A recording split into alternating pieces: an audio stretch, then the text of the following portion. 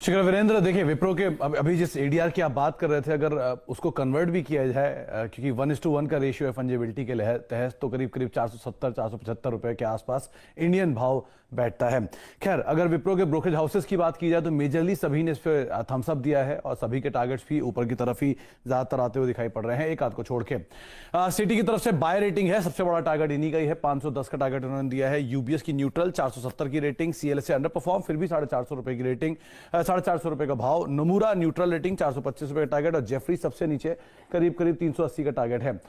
Majorly सब ने जो कमेंट्री दी है वो तो बहुत ही स्ट्रांग है। नतीजे अनुमान के मुताबिक एक ही सुर में सबने बात साफ की है। मार्जिन सबसे बड़ी बात, 90 बेसिस पॉइंट का इंप्रूवमेंट जो है वो अनुमान से ज्यादातर लोगों के ऊपर की तरफ आता हुआ दिखाई पड़ रहा है। दो तीन चीजें जो क्रूशियल हैं उसमें एक तो गाइडेंस वाला पार्ट, करीब 2 से 4% की गाइडेंस को रिवाइज किया गया है। अनुमान बाजार में था 1 से 2% के आसपास का, और ये लगातार दूसरी तिमाही है जबकि कंपनी ने एक शानदार प्रदर्शन दिया है। मैनेजमेंट चेंज हुआ और उसके बाद से मतलब जो नए एग्जीक्यूटिव चेंज हुए उसके बाद से इस कंपनी का जो प्रदर्शन है थोड़ा बेहतर होता हुआ दिखाई पड़ा, और 2 से 3 तिमाही कंपनी ने पहले ठीक से कामकाज या अपनी स्ट्रैटेजीज को फॉर्म किया और उसके बाद से इसका आउटकम आना शुरू हुआ है। एक सबसे इंपॉर्टेंट पार्ट जो सभी रिपोर्ट्स में बोली गई है कि टीसीएस इन्फोसिस के मुकाबले बेहतर dollar revenue growth going forward Wipro से एक्सपेक्ट किया जा सकता है। तो ये एक पार्ट है जिसकी वजह से इनके जो टारगेट्स हैं उनको ऊपर की तरफ रिवाइज किया।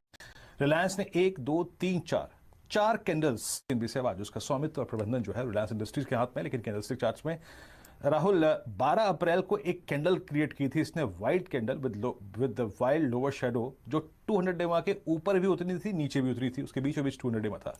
लेकिन आप देखिए उसी कैंडल के बीचों बीच 3 नई कैंडल्स आई हैं, हल्का सा एक संकेत दे रहा है ये बेस बनाने का अराउंड 200 डेमा। आपकी अप्रोच क्या है स्विंग ट्रेड के पर्सपेक्टिव से रिलायंस इंडस्ट्रीज पर? जी हाँ वीरेंद्र जी, देखिए रिलायंस में जो सेटअप है यहाँ पर स्टॉक ने लास्ट 4 सेशन से एक तरह से अपने जो मंडे का जो पैनिक लो था 1900 के आसपास से वायलेट नहीं किया है। तो यहाँ पर डेफिनेटली एक तरह से जो सेलिंग जो थी पूरी की पूरी एब्जॉर्ब होते हुए दिख रही है, और यहाँ पर आई थिंक एक बाउंस बैक ट्रेड जरूर बनेगा। आपने जो शब्द यूज़ किया स्विंग ट्रेड, देखिए स्विंग में मेरे हिसाब से 1980 2000 तक के लेवल देखने को मिल सकते हैं। 1980 का एक रेजिस्टेंस है जो कि इसने गैप ओपनिंग में बनाया था, तो आई थिंक 1980 के टारगेट के लिए इसे लॉन्ग किया जा सकता है। 1920 का स्टॉप लॉस। बैंक पूरे बाजार को अंडर परफॉर्म कर रहा है काफी लंबे समय से। मैक्वारी की रिपोर्ट आई है, नेगेटिव रिपोर्ट मानी जाएगी क्योंकि अंडर परफॉर्म की रेटिंग को बरकरार रखा है।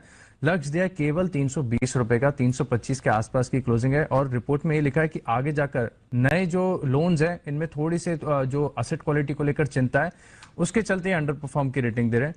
भारतीय एयरटेल सिटी की रिपोर्ट है और लगातार हम देखते हैं कि भारतीय एयरटेल पर पॉजिटिव रिपोर्ट्स ही आती हैं, और डिजिटलाइजेशन पर जो कंपनी का फोकस है उसके चलते देखिए खरीदारी की राय दी है, 685 का लक्ष्य दिया, 538 के आसपास की कल की क्लोजिंग है।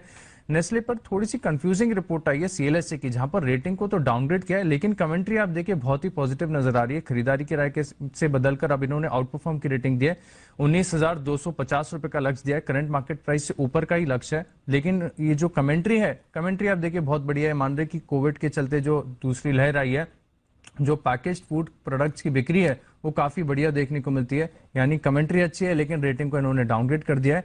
एनएमडीसी क्रेडिट स्विस की रिपोर्ट है, आउट परफॉर्म की रेटिंग को बरकरार रखा है, लक्ष्य में बढ़ोतरी की है, 162 से बढ़ाकर 186 कर दिया है, 141 के आसपास की कल की क्लोजिंग है। और ये मान रहे कि बाजार में अगर आप देखें तो पिछले 2 महीने में निफ्टी ने 5% का नेगेटिव रिटर्न दिया है, लेकिन ये स्टॉक 32% चला है। लेकिन अभी भी अगर आप इसकी वैल्यूएशन देखेंगे खासतौर पर फॉरवर्ड ईवी एबिटा के माध्यम से, तो 4.4x पर ये मिल रहा है, यानी वैल्यूएशन इतनी तेजी के बाद भी अगर आप देखें तो सस्ते नजर आ रहे हैं। फिलहाल के लिए आखिरी रिपोर्ट है आईटीसी पर, मॉर्गन स्टैनली की रिपोर्ट है, ओवरवेट की रेटिंग को बरकरार रखा है 250 के लक्ष्य के लिए।